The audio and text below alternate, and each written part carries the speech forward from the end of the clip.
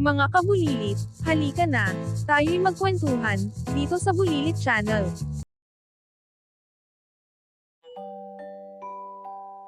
Kamusta mga kabulilit? Ang saya-saya naman ngayon. Alam niyo ba kung bakit? Kasi may bagong letra tayong matututunan. Excited na ba kayo? Dapat lang, ang letra na ito ay kasing saya at kasigla natin. Handa na ba kayong malaman kung anong letra yon? Halina kayo, simulan na natin.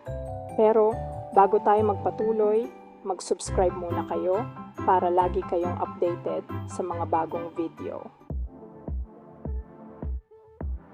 Mga kabulilit, salubungin natin ang letrang K. Yan ang letrang K. Ang letrang K ay isa sa mga pinakamasayang letra sa ating alpabeto. Tingnan niyo kung gaano ito kakinang at kapansin-pansin. Ang ganda-ganda niya, di ba? Parang bituin na kumikislap sa kalangitan. Napakaganda ng letrang K at napakaraming bagay ang nagsisimula sa letrang ito. Parang gusto ko siyang yakapin. Ang letrang K ay parang isang kaibigan na laging nandyan para sa atin.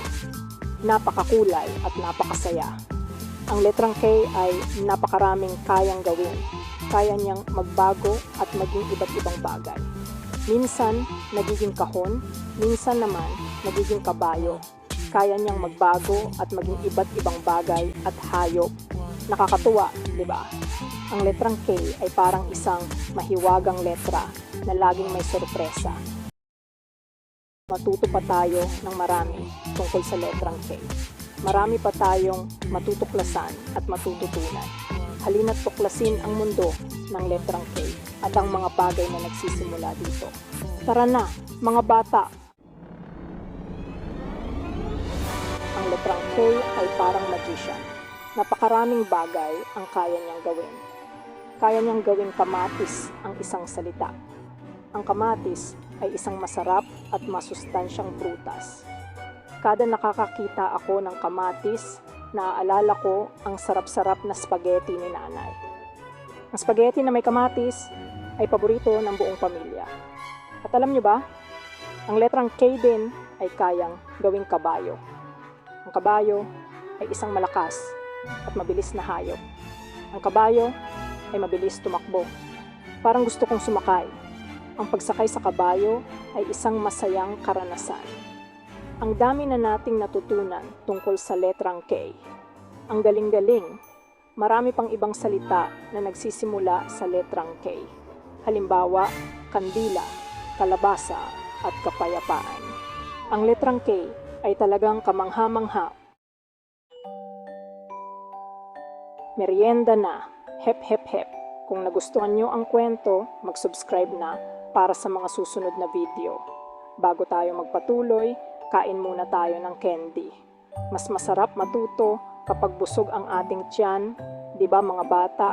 Sige na, kuha na kayo ng inyong baon at sabayan nyo ako. Tapos na ba? Tara balik na tayo sa pag-aaral. Ngayon, alam niyo ba na ang letrang K ay kaya ring maging kuneho? Ang kuneho ay isang hayop na napakabilis tumakbo at napakalambot ng balahibo.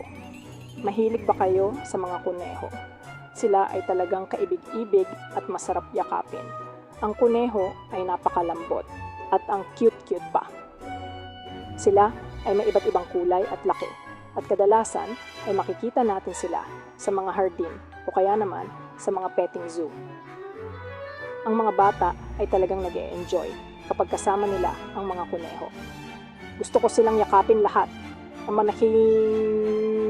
mga kuneho ay hindi lang basta alaga, sila rin ay nagbibigay ng saya at aliw sa atin. Kaya naman, kapag nakakakita tayo ng kuneho, hindi natin maiwasang ngumiti at yakapin sila. At syempre, hindi mawawala ang kama. Ang kama ay isang mahalagang bahagi ng ating buhay. Dito tayo nagpapahinga pagkatapos ng isang mahabang araw ng paglalaro at pag-aaral. Sa kama tayo natutulog para magkaroon ng lakas at enerhiya para maglaro ulit kinabukasan. Ang pagtulog ay mahalaga para sa ating kalusugan at kaligayahan. Kapag tayo ay nakatulog ng maayos, tayo ay nagiging mas masigla at handa sa mga bagong hamon ng buhay. Ang saya-saya talagang matuto kasama ang letrang K. Maraming bagay ang nagsisimula sa letrang K na nagbibigay ng kasiyahan at kaalaman sa atin. Kaya't patuloy tayong mag-aral at mag-enjoy sa bawat letra ng alpabeto. Mga kabulilit, ang dami-dami nating natutunan ngayon tungkol sa letrang K. Pero alam nyo ba na marami pang ibang salita ang nagsisimula sa letrang K? Subukan nyo kayang maghanap sa bahay ninyo ng mga bagay na nagsisimula sa letrang K. Sigurado akong marami kayong matutuklasan. Maraming salamat sa pakikisali sa akin sa pag-aaral natin tungkol sa letrang K. Huwag kalimutang mag-subscribe, i-like, i-share at i-click ang notification bell para laging updated sa aming mga bagong video. Ano ang gusto mong makita sa sumusunod? I-email us at email address na nagpa-flash sa screen. Nasa description din ito sa ibaba. Paalam, mga kabulilit!